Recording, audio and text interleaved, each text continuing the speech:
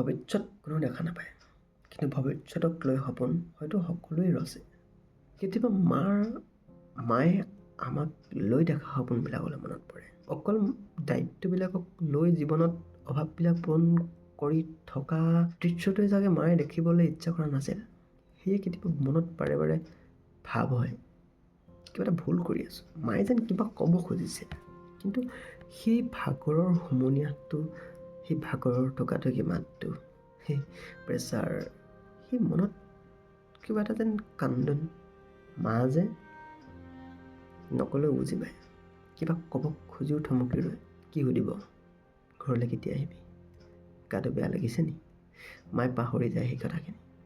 হয়তো কেতিয়াবা কিছুমান ভাৱে যদি মাক আগুৰি ধৰে, সেই সময়ত চাগে মনত পৰে আমালৈ। ক'ব পাৰিবনে বাৰু? নোৱাৰে, কাৰণ মা হয়।